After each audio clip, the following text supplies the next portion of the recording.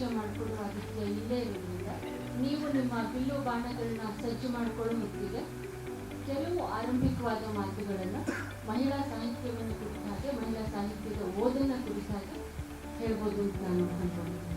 ನನ್ನ ನಾರೂ ವರಿಯರು, ನಾನು ಸ್ವರ್ಗೀಯಲ್ಲ ಅಪವರ್ಗೀಯಲ್ಲ, ನನ್ನ ನಾರೂ ವರಿಯರು, ನಾನು ಮುಕ್ತಳಲ್ಲ ಅಮುಕ್ತಳಲ್ಲ, ನನ್ನ ನಾರೂ ವರಿಯರು, ನಾನು ಸಂಗನ ಬಸವಯ್ಯನ ರೂಪಿನ ಹೆಣ್ಣಲ್ಲದ ಕಾರಣ ನನ್ನ ನಾರೂ ವರಿಯರು.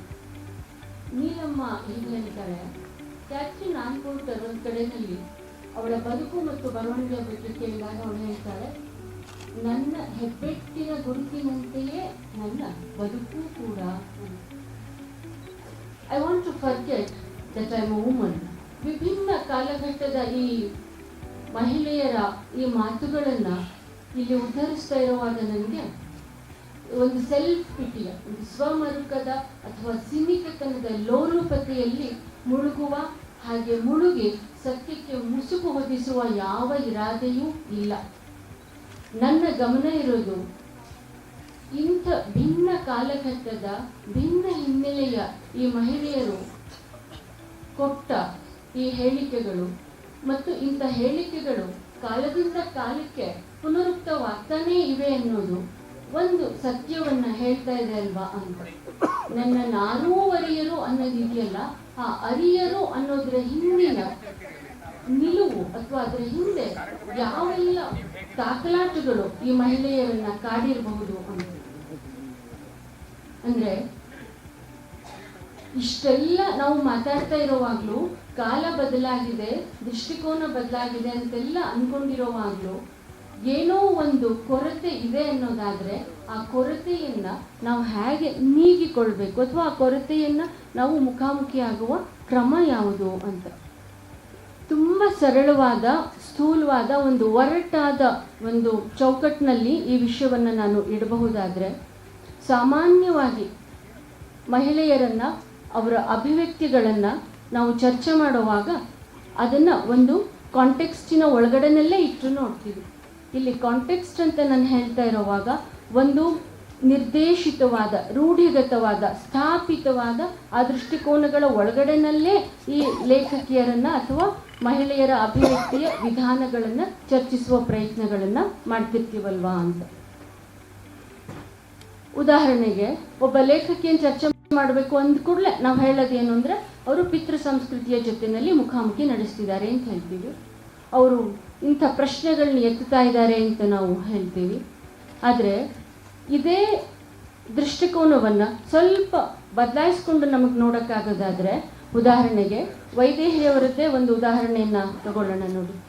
ಶಕುಂತಲೆಯೊಡನೆ ಕಳೆದ ಅಪರಾಹ್ನದಲ್ಲಿ ಶಕುಂತಲೆ ಒಂದು ಸನ್ನಿವೇಶದಲ್ಲಿ ಅಂದ್ಕೊಳ್ತಾಳೆ, ಇಡೀ ಲೋಕ ನನ್ನ ಬಗ್ಗೆ ಅನುಕಂಪದಿಂದ ಮಾತಾಡ್ತಿದ್ದಾಗಲೂ ನನಗೆ ನನ್ನ ಬಗೆಗೆ ಯಾವತ್ತೂ ಹಾಗೆ ಅನಿಸಿರಲಿಲ್ಲ. ಯಾಕೆಂದರೆ ಲೋಕವನ್ನೇ ಧಿಕ್ಕರಿಸುವಂಥ ಸುಖ ನನ್ನ ಹೊಟ್ಟೆಯಲ್ಲಿ ಬೆಳೆಯುತ್ತಿತ್ತು ಅಂತ ಶಕುಂತಲೆ ಹೇಳ್ತಿದ್ದಾಳೆ.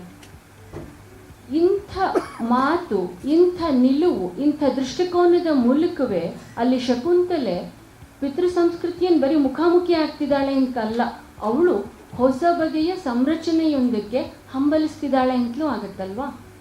ಅಥವಾ ನಮ್ಮ ಈ ಕಾಲದ ಬಹಳ ಮುಖ್ಯವಾದ ಸಾಂಸ್ಕೃತಿಕ ಪಠ್ಯಗಳಲ್ಲಿ ಒಂದು ಅಂತ ನಾನು ತಿಳ್ಕೊಂಡಿರುವ ಮಲ್ಲಿನಾಥನ ಧ್ಯಾನ, ವೈದೇಹಿಯವರ ಇನ್ನೊಂದು ಮಹತ್ವದ ಕೃತಿ, ಅದರ ಒಂದು ಲೇಖನದಲ್ಲಿ ಕೊನೆ ಭಾಗದಲ್ಲಿ ವೈದೇಹಿ ಬರೀತಾರೆ, ಹೆಣ್ಣು ಗಂಡಿಗೆ ಸಮನಲ್ಲ, ಇದಕ್ಕಿಂತ ಹೆಚ್ಚಾಗಿ ಗಂಡು ಎಂದಿಗೂ ಹೆಣ್ಣಿಗೆ ಸಮನಲ್ಲ. ಇದನ್ನು ಮುಂದುವರಿಸ್ತಾ ಅವ್ರು ಹೇಳ್ತಾರೆ, ಕೊನೆಗೂ ನಮ್ಮ ರಾಗ ನಮಗೊಂದಿದೆ, ಅದು ಜೋರಾಗವಿರಲಿ ಮತ್ತೊಂದೇ ಇರಲಿ, ನಮ್ಮ ರಾಗಗಳನ್ನ ನಾವು ಹುಡುಕೊಂಡ್ರೆ ಸಾಕು ಅಂತ. ಇಲ್ಲೂ ಕೂಡ ಅದನ್ನು ಮುಖಾಮುಖಿ ಆಗೋದು ಮಾತ್ರ ಅಲ್ಲ, ಪ್ರಶ್ನೆ ಎತ್ತೋದು ಮಾತ್ರ ಅಲ್ಲ, ಇನ್ನೊಂದನ್ನು ಈ ಯಾವುದನ್ನು ಪಿತೃ ಸಂಸ್ಕೃತಿ ಅಂತ ಕರಿತಿದ್ದೀವೋ ಅದಕ್ಕೆ ಪರ್ಯಾಯವಾಗಿ, ಅದಕ್ಕೆ ಭಿನ್ನವಾಗಿ ಅದರ ಒಳಗಡೆನಲ್ಲೇ ಅದನ್ನು ಮುರಿದು ಕಟ್ಟಬಹುದಾದ ಸಾಧ್ಯತೆಗಳನ್ನು ಲೇಖಕಿಯರು ನೋಡ್ತಿರ್ತಾರಲ್ವಾ ಅಂತ. ನನ್ನ ಹಳೆಯ ಥೀಸಿಸ್ ಒಂದಿದೆ, ನಮ್ಮಲ್ಲಿ ಕನ್ನಡವೂ ಸೇರಿದ ಹಾಗೆ ಎಲ್ಲ ಕಡೆಯಲ್ಲೂ ಲೇಖಕಿಯರ ಬಗೆಗೆ, ಅವರ ಬರವಣಿಗೆಯ ಬಗೆಗೆ ಅಪಾರವಾದ ಗೌರವ ಇದೆ. ಆದರೆ ಅವರನ್ನು ಚರ್ಚೆ ಮಾಡುವಾಗ, ಮೌಲ್ಯಮಾಪನ ಮಾಡುವಾಗ, ಸ್ಥಾನ ನಿರ್ದೇಶನ ಮಾಡುವಾಗ ನಮಗೆ ಒಂದು ಸ್ತ್ರೀವಾದಿ ಹಿನ್ನೆಲೆಯಿಂದ ಬಂದವ್ರಿಗೆ ಯಾಕೆ ತೊಡಕು ಬರುತ್ತೆ ಅನ್ನೋದಾದರೆ, ಆ ತೊಡಕನ್ನು ಒಂದು ಮಾತಲ್ಲಿ ಹೇಳ್ಬೋದಾದರೆ, ನಮ್ಮಲ್ಲಿ ಒಂದು ವಿಮೆನ್ ಪರ್ಸ್ಪೆಕ್ಟಿವ್ ಅನ್ನೋದು ಬಹಳ ಗಟ್ಟಿಯಾಗಿದೆ. ಆದರೆ ಯಾವುದನ್ನು ನಾವು ವಿಮೆನ್ ಸೆನ್ಸಿಬಿಲಿಟಿ ಅಂತ ಕರಿತೀವೋ ಅದರ ಕೊರತೆ ಇದೆ ಅಂತ ನನಗೆ ಕಾಣಿಸುತ್ತೆ. ಇಷ್ಟು ಮಾತುಗಳನ್ನು ನಾನು ವಿಮರ್ಶೆಯ ಅಧಿಕ ಪ್ರಸಂಗತನದಲ್ಲೂ ಹೇಳಿರ್ಬೋದು, ವಿಮರ್ಶೆಯ ಜವಾಬ್ದಾರಿ, ವಿಮರ್ಶೆಯ ಧರ್ಮ ಅನ್ನುವ ಹಿನ್ನೆಲೆಯಲ್ಲೂ ನಾನು ಹೇಳಿರ್ಬೋದು. ಇಷ್ಟು ಪೀಠಿಕಾ ಪುರಾಣವನ್ನು ನಾನು ಯಾಕೆ ಹೇಳಿದೆ ಅಂದರೆ, ಈ ಸಭೆಯಲ್ಲಿ ಇಂಥ ಹೊಸ ತಿರುವಿನ ಪ್ರಶ್ನೆಗಳು ವೈದೇಹಿ ಅಂತ ಮಹತ್ವದ ಲೇಖಕಿಯನ್ನು ಕುರಿತು ಚರ್ಚಿಸುವಾಗ ಬರಲಿ ಎನ್ನುವ ನಿರೀಕ್ಷೆಯಲ್ಲಿ ಮತ್ತು ಅಪೇಕ್ಷೆಯಲ್ಲಿ. ನಿಮ್ಮ ಪ್ರಶ್ನೆಗಳು ಬರುವ ತನಕ ನಾನೇ ಒಂದು ಪ್ರಶ್ನೆಯನ್ನು ವೈದೇಹಿ ಅವರಿಗೆ ಕೇಳಬಹುದಾದರೆ, ವೈದೇಹಿ ಸ್ವಲ್ಪ ತಡ ಅನ್ನುವ ಹಾಗೆ ನೀವು ಬರವಣಿಗೆಯನ್ನು ಶುರು ಮಾಡಿದೆವು. ಬರೆದದ್ದು ತಡವಾದರೂ ಒಳಗೆ ಬರಿಬೇಕಾದ್ದು ಯಾವತ್ತೂ ಇತ್ತು ಅಂತ ಕಾಣುತ್ತೆ. ಮತ್ತು ಹಾಗೆ ಬರಿಬೇಕು ಅನ್ನಿಸಿದ ಎಷ್ಟೋ ಘಳಿಗೆಗಳು, ಅವು ನಿಮ್ಮ ಒಳಗಡೆಗೆ ಸಾಂದ್ರಗೊಂಡ ಘಳಿಗೆಗಳು, ಅವು ನಿಮ್ಮನ್ನು ಬರವಣಿಗೆಯ ಕಡೆಗೆ ತಳ್ಳಿದ, ಬರವಣಿಗೆಯ ಕಡೆಗೆ ಕರ್ಕೊಂಡು ಬಂದಂಥ ಘಳಿಗೆಗಳು.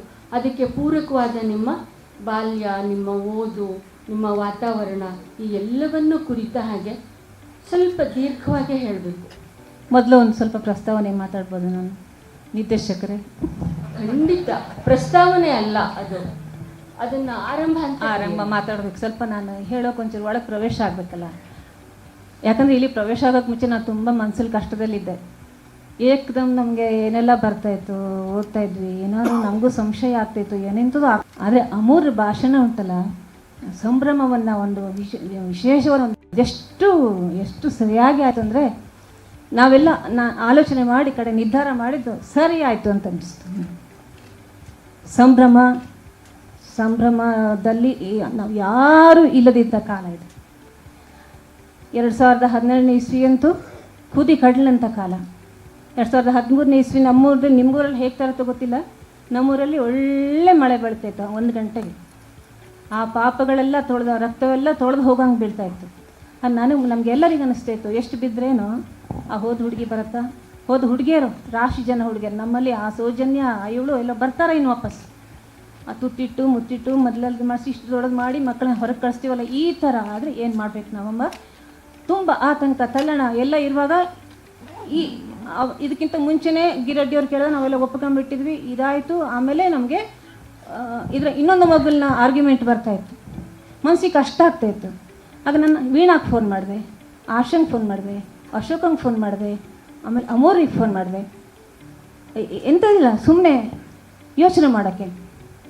ಮನಸ್ಸಿಗೆ ಕಷ್ಟ ಆಗ್ತಿದೆ ಅಂತ ಒಂದೇ, ನಾನು ಮತ್ತೆಂತ ಇಲ್ಲ, ಮನಸ್ಸಿಗೆ ಏನೋ ಕಷ್ಟ ಆಗ್ತಿದೆ ನನಗೆ. ಸಂಭ್ರಮ ಇಲ್ಲ, ನಂಗೆ ಒಳಗಿನ ಸಂಭ್ರಮ ಸತ್ತೋಗ್ಬಿಟ್ಟಿದೆ ನಮಗೆ. ನಮ್ಮ ಮೊನ್ನೆ ಮಂಗಳೂರಿನಲ್ಲಿ ದೊಡ್ಡ ಸಮಾವೇಶ ಆಯಿತು, ಅಲ್ಲಿ ನೋಡಬೇಕಿತ್ತು ನೀವು, ಎಷ್ಟು ಜನ ವಿದ್ಯಾರ್ಥಿಗಳು ಎದ್ದು ಇದ್ರ ಬಗ್ಗೆ ಪ್ರತಿಭಟಿಸಿ ಮಾಡುವಾಗ ಇಂಡಿಯಾ ಏನೋ ಹೊಸ ರೀತಿಯಲ್ಲಿ ಬದಲಾವಣೆ ಆಗ್ತಿದೆ, ಇದರಿಂದ ಆಗ್ತಾಯಿದೆ ಆಶಯ ಸಮೇತ ಆ ಘಟನೆಯಿಂದ ಉಂಟಾಗಿದೆ ಅಂತ ಅನಿಸ್ಬೋದು. ಕೊನೆಗೆ ನನಗೆ ನನ್ನ ಒಳಗಿಂದ ಎದ್ದು ಬಂದು ಹೋಗ್ರಿ ನೀನು ಅಂತ ಹೇಳ್ದಂಗೆ ಆಯಿತು. ಒಳಗಿಂದ ನಮಗೇ ಒಳಗೊಂದು ಬರುತ್ತೆ, ಅದು ಯಾರು ಇದು ಮತ್ಸಿ ಬರೋಂಥ ಇದ್ದದ್ದು, ನೀನು ಹೋಗು ಅಂತ. ಕಡೆಗೆ ಗಿರಡ್ಡಿಯವ್ರು ಫೋನ್ ಬಂತು, ನಾವು ಅವ್ರು ಕೇಳೋಕ್ಕೆ ಮುಂಚೆ ನಾವು ಬರ್ತಿದ್ದೀನಿ ಅಂತ ಹೇಳಿದೆ. ಅವ್ರಿಗೂ ಖುಷಿ ಆಯ್ತು, ನನಗೂ ಖುಷಿ ಆಯಿತು. ಹೆದರಿದ್ದು ಅಂದರೆ ಶಸ್ತ್ರಾಸ್ತ್ರ ತರಬೇಡಿ ಅಂತ. ನಂಗೆ ಹೆದರಿಕೆ ಏನು ಗೊತ್ತಾ, ನಾನು ಎಲ್ಲರೂ ಏನಾರು ಒಂದಿದ್ರೆ ಗಣಗಣ ಅಂದರೆ ಎಂತ ಮಾಡೋದಂತ. ಯಾಕಂದರೆ ಅಕ್ಷರ ಒಂದ್ಸಲ ಅಕ್ಷರಂಗೆ ಹಂಗೆ ಆಗಿತ್ತು. ಏರ್ಪೋರ್ಟಿಗೆ ಸೆಕ್ಯೂರಿಟಿ ಹೋದಾಗ ನೀವೊಂದು ಶಸ್ತ್ರಾಸ್ತ್ರ ಉಂಟಂದಂತೆ. ಇಲ್ಲಪ್ಪ ಎಂಥದಿಲ್ಲ, ನೋಡಿ ಇದೇ ಬೇಕಾದ್ರೆ ಅಂತ ತೆರೆದ್ರೆ ಅಡಿಕೆ ಕತ್ತರಿಸೋ ಕತ್ರಿ, ಅದನ್ನು ತೆಗೆದನ್ನು ಬ್ಯಾಗಲ್ಲಿ ಹಾಕೊಂಡೆ ಅಂತ ಹೇಳಿ. ನೀವು ಹೇಳೋಕ್ಕಾಗಲ್ಲ ಮರ, ಏನೆಲ್ಲ ಆಗುತ್ತೆ ಅಂತ ಹೇಳ್ತಿದ್ರು. ನಂಗೆ ಏನೆಲ್ಲ ಆಗುತ್ತೇನೋ, ಏನು ಮಾಡೋದು, ಶಸ್ತ್ರಾಸ್ತ್ರ ತರಬೇಡಿ ಮತ್ತೊಂದು ತರಬೇಡಿ, ಎಲ್ಲ ಹೋಯ್ತು, ಎಲ್ಲ ಸರಿ ಆಯಿತು, ಎಲ್ಲ ಬಂದಿದ್ದೀರಿ. ನಾನು ಇನ್ನೇಂದ ಅದ್ಭುತವಾದ ಒಂದು ಆಡಿಯನ್ಸ್ ಒಟ್ಟಿಗೆ ಕೂತ್ಕೊಳ್ಳೋದೇ ಒಂದು ಅನುಭವ ಆಗಿಬಿಟ್ಟಿತ್ತು ನನಗೆ. ಎಷ್ಟು ಖುಷಿ. ಕನ್ನಡ ಏನು ಹಿಂಗೆ ಓಡಾಡ್ತಿದ್ದೀರಿ ನೀವು, ಬಡ ಅಂತ ಅಂದರು. ಖುಷಿ ಅಂದೆ, ಖುಷಿ. ಈ ಕಪ್ಪಿರುವೆಗಳು ಗೋಚರ ಬರುತ್ತೆ, ಕಪ್ಪಿರುವೆಗಳು ಗುಡು ಓಡಾಡ್ತಾವಲ್ಲ, ಖುಷಿಯಲ್ಲ ಅದು, ಖುಷಿ. ಅದು ಮರಳಿರುವೆಗಳು ನಾವು ಅದಕ್ಕೆ ಮರಳುಗಳಂತ ಅಂದರೆ ತಮಾಷೆ, ಒಳ್ಳೆ ಮರಳದು. ಆ ಒಳ್ಳೆ ಮರಳಿ ಇರುವೆ ಆಗ್ಬಿಟ್ಟಿದೆ ನಾನು ನಿನ್ನಿಂದ ಖುಷಿಯಲ್ಲಿದ್ದೀನಿ. ಆ ಖುಷಿ ಬರ್ಬೇಕಾದ್ರೆ ನಮ್ಮ ಮನಸ್ಸು ಅಷ್ಟು ಒದ್ದೆ ಆಗಿದ್ದಕ್ಕೆ ಒಂದು ಸ್ವಲ್ಪ ಏನೋ ಚಾರ್ಜ್ ಅದಾಗ್ಬಿಟ್ಟಿದೆ. ಅದಕ್ಕೆ ನಾನು ಗಿರಟಿ ಅವರಿಗೆ ಇಡೀ ನಿಂದೆ ಇನಾಗ್ರೇಷನ್ ಆಗುವಾಗ ನೀವೆಲ್ಲ ಇದ್ದಿದ್ರೆ ನಿಮಗೆ ಇಡೀ ಇದರಲ್ಲಿ ಕಣ್ಣು ತುಂಬುವಂಥ ದೃಶ್ಯ ಆಗಿತ್ತು. ಎಲ್ಲ ಹಿರಿಯ ಲೇಖಕರು ನಾವು ದೂರದಿಂದ ಬಂದವರಿಗೆ ನನ್ನ ಕಣ್ಣಲ್ಲಿ ಒಳಗೆ ಹಾಕೊಳ್ಳೋ ಅಷ್ಟು ಖುಷಿ, ಅಷ್ಟು ಚೆನ್ನಾಗಿತ್ತು. ಇದನ್ನೆಲ್ಲ ಇಂಥ ಆಡಿಯನ್ಸ್ ಇಷ್ಟು ಒಳ್ಳೆಯ ಸಭೆಗಳನ್ನ ಕಳ್ಕೊತಿದ್ವಿ. ಅದರಿಂದ ನಮಗೆ ನಾನು ಕೊಟ್ಟ ಗಿರಡ್ಡಿಯವರಿಗೆ ಮತ್ತು ಇಡೀ ಕಮಿಟಿಯವರಿಗೆ ನಾನು ತುಂಬ ಕೃತಜ್ಞತೆ. ಆಶಾ ನನ್ನ ಬಾಲ್ಯದ ವಿಷಯ ಹೇಳೋಕ್ಕೋದ್ರೆ ಅದಕ್ಕೆ ಬಹುಶಃ ಅದು ಜೋರು ಅಮೂಲ್ಯ ಇರುತ್ತೆ. ಯಾವಾಗಲೂ ಬಾಲ್ಯ ಅಂದರೆ ಅಮಲು ಅಂತಾರೆ. ಮಧ್ಯೆ ಮಧ್ಯೆ ನೀವು ಚೆಕ್ ಮಾಡ್ತಿರ್ಬೇಕು, ಸಾಕು ಅಂತ ಹೇಳಬೇಕು, ಅಥವಾ ನೀವಾದರೂ ಹೇಳಬೇಕು. ಯಾಕಂದರೆ ಹೇಳಕ್ಕೆ ಹೊರಟದ್ದು ಧಾರೆ ಅದು ಅಂತ. ಆದಷ್ಟು ಶಾರ್ಟಾಗಿ ಹೇಳೋಕೆ ನೋಡ್ತೀನಿ, ದೀರ್ಘ ಅಂತ ಹೇಳಿಲ್ಲ. ನಮ್ಮ ಮನೇಲಿ ನಾನು 3 ಭಾಗ ಮಾಡ್ಕೊತೀನಿ. ಹಿಂದ್ಗಡೆ ಹಿತ್ತಲು ಜಗಲಿ, ಮಧ್ಯದಲ್ಲಿ ನಮ್ಮ ಅಡುಗೆಕೋಣೆಯಲ್ಲಿ ಬಿಡಿ, ಸೀದಾ ಚಾವಡಿ ಹೊರಗೆ ಜಗಲಿ, ಅದು ರಸ್ತೆ, ಮೇನ್ ರೋಡಿಗೆ ಸುಮಾರು ಇಲ್ಲಿಂದ ಹಿಡಿದು ಇಲ್ಲಿವರೆಗೂ ನಮ್ಮ ಮನೆ ತಳಿಕಂಡು, ಹಳೆ ಕಾಲ ತಳಿಕಂಡು, ಅಷ್ಟುದ್ದಕ್ಕೂ ರಸ್ತೆ. ಹಿಂದ್ಗಡೆ ಅಂಗಳದಲ್ಲಿ ಕೆಲಸದವರು, ಎಮ್ಮೆ, ದನ, ಕರು ಇವೆಲ್ಲ ಇರೋದು. ಇನ್ನೂ ನನ್ನ ಕಿವಿಲಿದೆ ಅದು ನನ್ನೊಳಗೆ ಬಹುಶಃ ಕಥೆಯಾಗಿ ಬಂದದ್ದು ಧ್ವನಿಗಳೇ ಅಂತ ನಂಗೆ ಕಾಣುತ್ತೆ. ಗಂಟಿ ಬಿಡಿ ನ್ಯೋ ಅಂತ ಕೂತ್ಕೊಳ್ಳೆ ರಪ್ ರಪ್ ರಪ್ ಅಂತ ಅವಳು ಹೀಗೆ ಹೊಡೆದು, ಅದು ಒಂದು ಆ ದನಗಳಿಗೆ ಹೋಗೋಕೆ ಇಷ್ಟ ಇಲ್ಲದ, ಎಮ್ಮೆ ಕರುಗಳು ಹೋಗ್ಲಿಕ್ಕೆ ಇಷ್ಟ ಇಲ್ಲದ, ಅವಳು ದೂಡೋದು, ಎಮ್ಮೆ ಕರುಗಳನ್ನು ದೂಡೋದು ನಾವು ನೋಡ್ಬೇಕಾದ ದೃಶ್ಯ. ಬಡ್ಡ ಕರುಗಳು ಹೋಗೋಕೆ ಮನಸ್ಸಿಲ್ಲ. ಈ ದನದ ಕರುಗಳು ಚಂಗ ನೆಗೆದು ಹೋಗಿ ನಿಧಾನ ಹೋಗೋದು, ಎಷ್ಟು ಖುಷಿ ಅಂತ ಅದನ್ನು ನೋಡ್ತಾ ಇದ್ದ. ಅದು ನಿಜ. ಅದು ಆಮೇಲೆ ನಾನು ಶಿವಮೊಗ್ಗದಿಂದ ಮಕ್ಕಳನ್ನ ಕರ್ಕೊಂಬರ್ತಿದ್ದಿಲ್ಲ. ಅದೇ ಹೆಂಗಸರು ಕೆಲವೆಲ್ಲ ಹೇಳೋದು. ಕಮಲಾ ಅಂತ ಒಬ್ಬಳಿದ್ಲು ನಮ್ಮಲ್ಲಿ, ಈಗ ಸಹ ಉಳಿದಾಳೆ ಮುದುಕಿ. ಈಗಲೂ ಬಂದ್ರಿ ಅಮ್ಮ ಮನೆ ಹ್ಯಾಂಗಿದ್ರಿ, ಮಕ್ಕಳೆಲ್ಲ ಹುಷಾರಿದ್ರ. ಅವಳಿಗೆ ಜೀವನದಲ್ಲಿ ತುಂಬ ಕಷ್ಟ. ಅವ್ರು ನಮ್ಮನ್ನು ನೋಡಿಕೊಳ್ಳೋಣ, ಮಕ್ಕಳೆಲ್ಲ ಹುಷಾರಿದ್ರಿ ಯಾಕೆ. ಅವಳು ನಾವು ಹೋದ ಕೂಡಲೇ ನಾವು ಜಗಲಿ ಗಂಡನ ಮನೆ ಮುಂಚೆ ಶಿವಮೊಗ್ಗದಲ್ಲಿ ಇತ್ತು. ಬಂದು 2 ಮಕ್ಕಳನ್ನ ಇಟ್ಕೊಂಡು ಜಗ ಮೇಲೆ ಸಾಯಂಕಾಲ ಕಾಲ್ನಡಿ, ಕಮಲ ಹೆಂಗಿದ್ದೆ, ಹುಷಾರಿದ್ಯಾ? ಎಂಥ ಹುಷಾರು ಮಾರ್ರೆ, ಮಂದಿ ಎಲ್ಲ 12 ಅಣಿ ಕಷ್ಟ. ಆದರೆ ಎಂಥದ್ದು ಕಮಲ ನೀವೊಂದು ಪದ್ಯ ಹೇಳ್ತೀರ, ನಮ್ಮ ಮಕ್ಕಳಿಗೆ ಒಂಚೂರು ಕೇಣಕ್ಕೆ ಮರತೆ ಹೇಳೋಂತ. ಸುಡಿನಿ ಮರ್ರ ಅದು ಎಂಥ ಪದ್ಯ ಹಾಕಿಲ್ಲ, ಅಡ್ಡಿಲ್ಲ ನೀ ಹೇಳಿ, ನಂಗೆ ಮಕ್ಕಳಿಗೆ ಕೇಣಕ್ಕೆ ಮರತಿ ಅಂತ. ಅರ್ಜಿಗೆ ಶುರು ಮಾಡಿದ್ಲು ನೋಡಿ. ಒಂದು ತುಳಸಿ ಕಟ್ಟೆ ಉಂಟು ನಮ್ಮಲ್ಲಿ, ದೊಡ್ಡ ತುಳಸಿ ಕಟ್ಟೆ. ಆವಾಗೆಲ್ಲ ಈಗೆಲ್ಲ ಹೋಯ್ತದಲ್ಲ. ಆ ತುಳಸಿ ಸುತ್ತ ಹೆಣಿ ಅಂದರು ಅವರು ಅಂದಿ ನಾನು, ಹನಿ ಕುಕ್ಕಿ ಹಂಡಂಗಿತ್ತು, ಹೆಣಿ ಅಂದರು ಅವರು ಅಂದಿ ನಾನು. ನಂಗೆ ಗೊತ್ತೇ ಆಗಲಿಲ್ಲ ಇದು ಎಂಥದೋ ಜಾನಪದ ಪದ್ಯ ಅಂತ ನಾನು ತಿಳ್ಕೊಂಬಿಟ್ಟೆ. ಕಡೆಗೆ ನೋಡಿದರೆ ಅವಳ ಗಂಡ ಯಾವಾಗಲೂ ಗಟ್ಟ ಕಾರಿ ಹೋಗಿದ್ದಾನೆ. ಈ ಸುಬ್ಬಣ್ಣವ್ರ ತೋಟದಾಗ ಎಲ್ಲೋ ಒಂದು ಕೆಲಸ ಮಾಡ್ತಿದ್ದಾನೆ ಅವ್ರು. ಎಲ್ಲಿ ಹೋಗಿದ್ದಾನೋ ಅಂತ. ಯಾವಾಗಲೂ ನಮ್ಮೂರಿನ ಹೆಂಗಸರೆಲ್ಲ ಒಂಟಿ ಆಗೋದು, ಒಂದಿಷ್ಟು ಮಕ್ಕಳನ್ನ ಇಟ್ಕೊಳ್ಳೋದು, ಗಂಡಂದ್ರೆಲ್ಲ ಗಟ್ಟದ ಮೇಲೆ ಅಡಿಕೆ ತೋಟ ಕೆಲಸಕ್ಕೆ ಹೋಗೋದು. ಇವಳು ಇನ್ನೇನೋ ಒಂದು ಇದನ್ನು ಹೇಳ್ತಿದ್ದಾಳ, ಯಾಹಿ ಮಾಧವ ಯಾಹಿ ಕೇಶವ ಅನ್ನೋ ಜಾನಪದ ಮಾದರಿ ಅದು. ನಂಗೆ ಕಡೆಗೆ ಅವಳು ಅಳುವಾಗ ನಂಗೆ ಅಯ್ಯೋ ಇದು ಸುಲಭ ಅಲ್ಲ ಅಂತ ಅನಿಸ್ತು. ಒಂದು ದಿವಸ ಕೇಳಿದೆ, ಎಂಥದ ಹಂಗಂದ್ರೆ ಎಂಥದ ಅರ್ಥ? ಸೊ ಎಂತಿಲ್ಲ ಮರ್ರೆ ಹೊಯ್ನೇ ಅನ್ಕೊಂಡು ಹಾರಿ ಹೋಗ್ಬಿಟ್ಲು, ಹೇಳಲೇ ಇಲ್ಲ. ಗುಟ್ಟು ಅದೇ ಪ್ರತಿಯೊಬ್ಬ ಜೀವಕ್ಕೂ, ಹೆಣ್ಣಿಗೆ ಮಾತ್ರ ಅಲ್ಲ ಗಂಡಿಗೆ ಕೂಡ, ಎಲ್ಲರಿಗೂ ಕೂಡ ಅವ್ರದ್ದು ಒಂದು ಪರ್ಸ್ನಲ್ ಒಂದು ಪ್ರೈವೇಟ್ ಇದೆ ನಂಗೆ ಆಗ ಎಷ್ಟು ಗುಟ್ಟು ಇಟ್ಕೊಂಡು ಅದು ಹಿಂಗೆ ಮಾಡಿ ಪಲ್ಲಟ ಮಾಡಿ ಹಾಡಿನಲ್ಲಿ ಕುಣಿತದಲ್ಲಿ ನಿನ್ನನ್ನು ವಿಚಾರಿಸ್ಕೊಂತ ನನ್ನನ್ನು ವಿಚಾರಿಸ್ಕೊಂಡು ಒಳಗೆ ತಳ್ಕಂತ ಮಾಡ್ಕೊಂಡ್ಲಲ್ಲ ಅವಳು. ಹೇಗೆ ಆಮೇಲೆ ನಮಗೆ ನಾವು ಒಟ್ರಾಶಿ, ನಾವು ತುಂಬ ಜನ 14 ಮಂದಿ ಮಕ್ಕಳು ನಮ್ಮ ಮನೇಲಿ, ಬರೋರು ಹೋಗೋರು, ಗಿಡುವಂಥ ಮನೆ ಅವಾಗ ದೊಡ್ಡದು ಕಾಣ್ತಿತ್ತು. ನಂಗೆ ಹಿಂಗೆ ಅಷ್ಟು ದೊಡ್ಡದಿಲ್ಲ, ಸಣ್ಣದು ಆ್ಯಕ್ಚುಲಿ ಅದು. ಆ ಜನ ಇದ್ದದಕ್ಕೆ ಅಷ್ಟು ದೊಡ್ಡದು ಕಾಣ್ತೇನೆ ನಾನು. ನಮಗೆ ಭೋಜನ ಶಾಲೆ ಅಂತಿತ್ತಪ್ಪ, ಸಣ್ಣದು ಹಾಲು, ಆ ಥರ ಅಲ್ಲಿ ಆಗ್ತಿತ್ತು.